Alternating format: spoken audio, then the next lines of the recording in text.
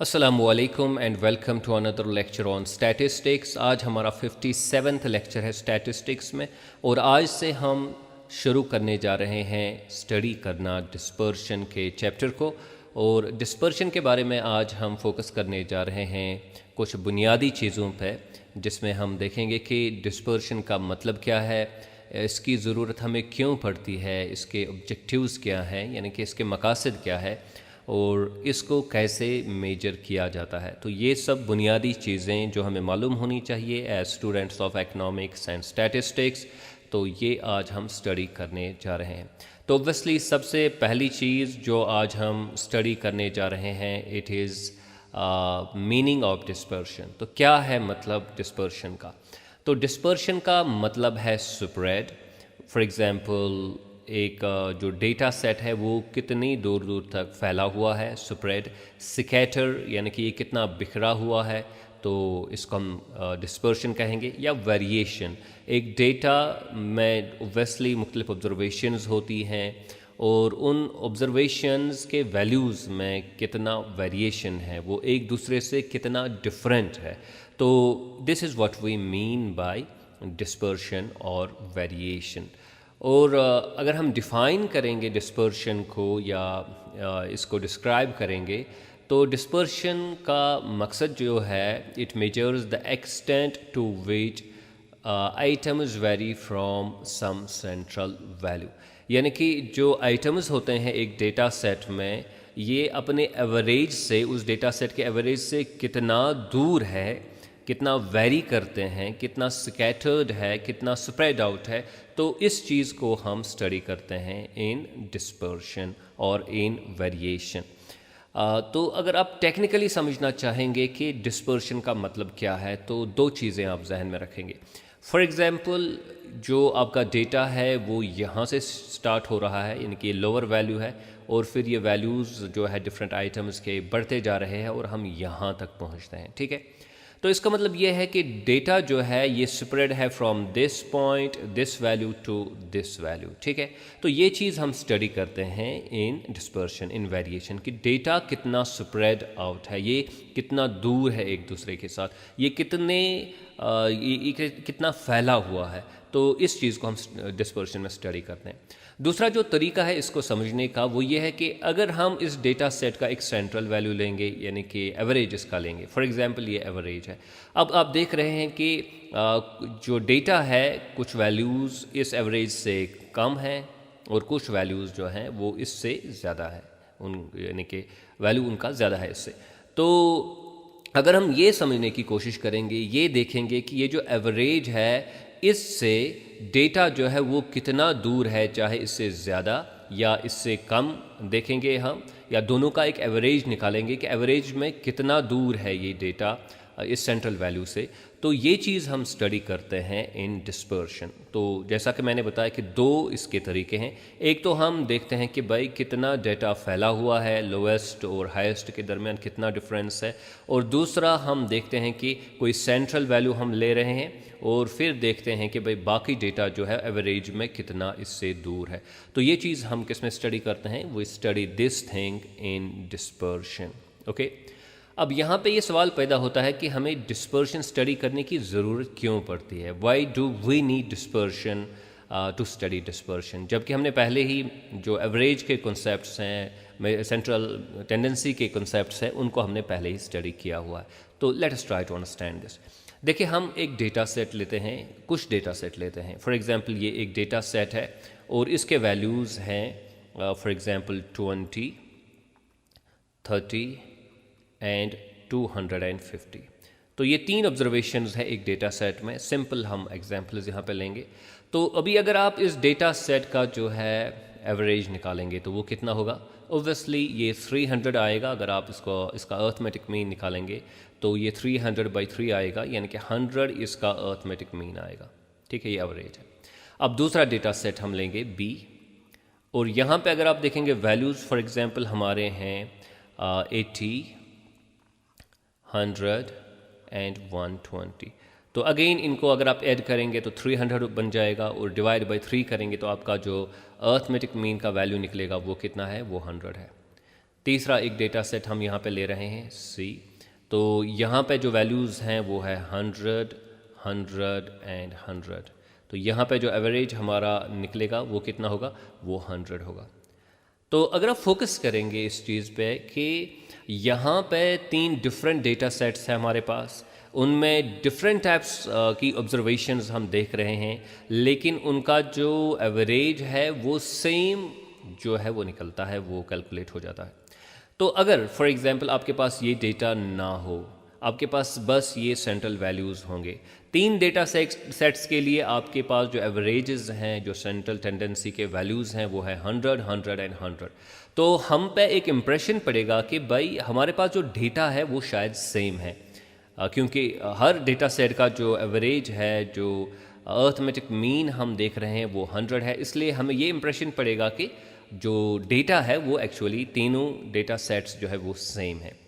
तो हम ये बता सकते हैं कि ये जो सेंट्रल टेंडेंसी है, एवरेज जो है, ये तो इन्फॉर्मेशन हमें देता है एक चीज़ की कि सेंट्रल वैल्यू क्या है, लेकिन ये हमें ये नहीं बता रहा है कि भाई जो डेटा है इस एवरेज के अलावा वो किस नौइयत का है, वो किस टाइप का है, उसमें वेरिएबिलिटी कितनी है, उसमें डिस्पर्शन कितना है। तो इसलिए हमें क्या करना पड़ता है, हमें डिस्पर्शन स्टडी करना पड़ता है।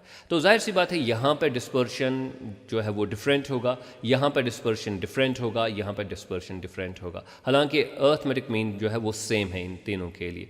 तो अर्थमेटिक मीन जो है ये हमें इंफॉर्मेशन देता है डेटा के लिए, और डिस्पर्शन के जो डिफरेंट अभी आप स्टडी करने जा रहे हैं आने वाले लेक्चर्स में, मेथड्स है मेजर करने के लिए, वो हमें फर्दर इंफॉर्मेशन प्रोवाइड करते हैं एक डेटा सेट के लिए। यानी कि एवरेजेस जो है वो इंफॉर्मेशन हमें प्रोवाइड करते हैं, और डिस्पर्शन के वैल्यूज़ जो हैं वो हमें इंफॉर्मेशन प्रोवाइड करते हैं। जब हमारे पास दोनों सेट्स ऑफ इंफॉर्मेशन होंगी तो तब जाके हम एक जो है कंप्लीट पिक्चर हमारे जहन में आएगी कि डेटा हमारा जो है वो किस तरीके का है। एक हम इन्फॉर्म्ड पोजीशन फिर हम ले सकते हैं कि हमारा डेटा जो है उसकी नौइयत क्या है, उसका नेचर क्या है। तो अगर हम बस इस पे फोकस करेंगे तो हमारे पास जो इन्फॉर्मेशन होगी वो इनकम्प्लीट होगी, वो कंप्लीट नहीं होगी। So this is why we need the concept of dispersion. चलिए आगे बढ़ते हैं। अब हम देखते हैं कि इसके ऑब्जेक्टिव्स क्या है, क्यों हम डिस्पर्शन को स्टडी करते हैं।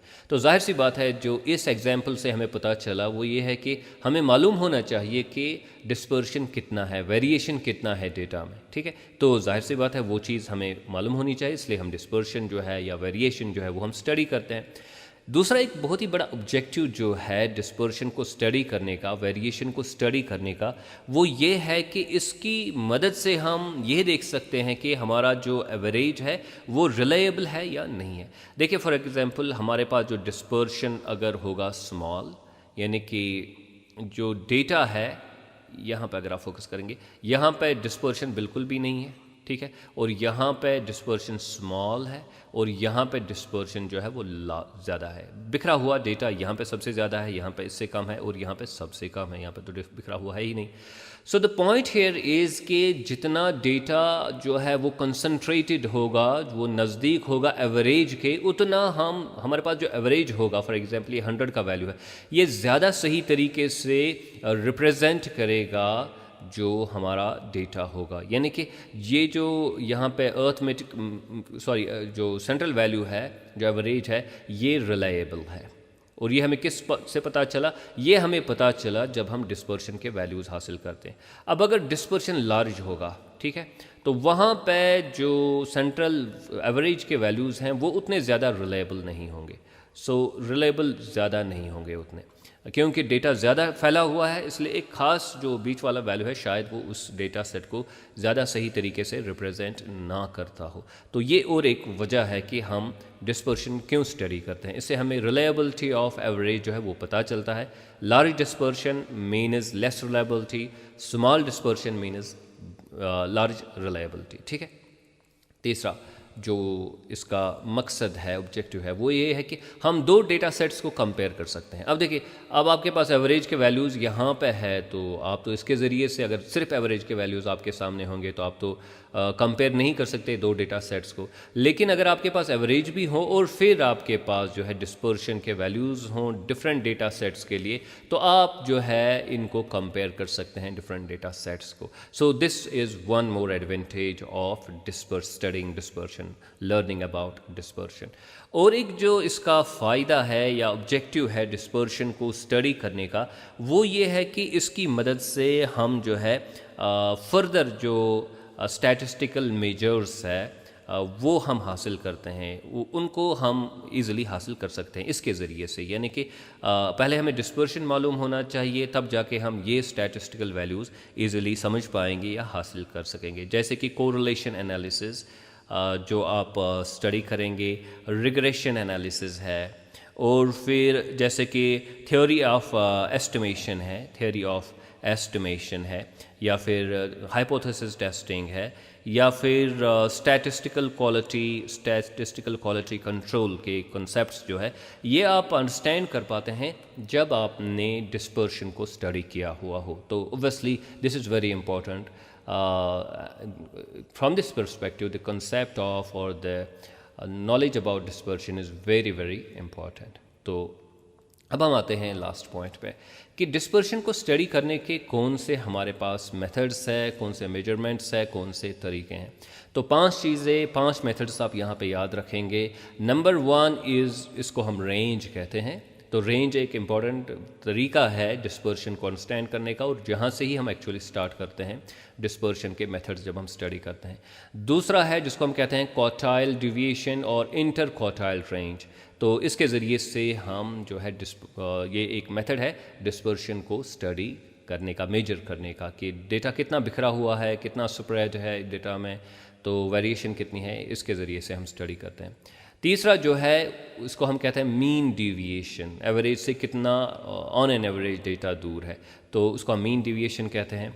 Fourth one is standard deviation, ये हम इम्प्रूवमेंट करते हैं मीन डिविएशन पे, तो स्टैंडर्ड डिविएशन हमारा बन जाता है। और fifth one is Lorentz curve. तो ओब्वियसली अभी हम इनके बारे में ज़्यादा बात तो नहीं कर सकते, आगे आने वाले लेक्चर्स में हम इन्हीं को स्टडी करने जा रहे हैं।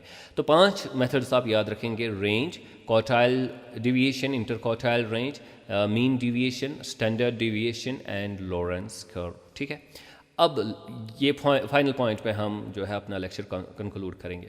देखिए, डिस्पर्शन को जो मेजर किया जाता है इसके 2 मेजर्स हैं। एक को हम एब्सोल्यूट कहते हैं, यानी कि जो भी मेजर्स हैं उनको 2 टाइप्स में हम डिवाइड कर सकते हैं, absolute measures and relative measures. तो जब हम ये मेथड स्टडी करेंगे, अभी अगर हम इसके बारे में बात करेंगे तो हमें कुछ नॉलेज होनी चाहिए पहले, तब जाके हम ये जो डिस्टिंक्शन है, फ़र्क है एब्सोल्यूट मेजर्स और रिलेटिव मेजर्स में, तब ये हम अच्छे से अंडरस्टैंड कर सकते हैं।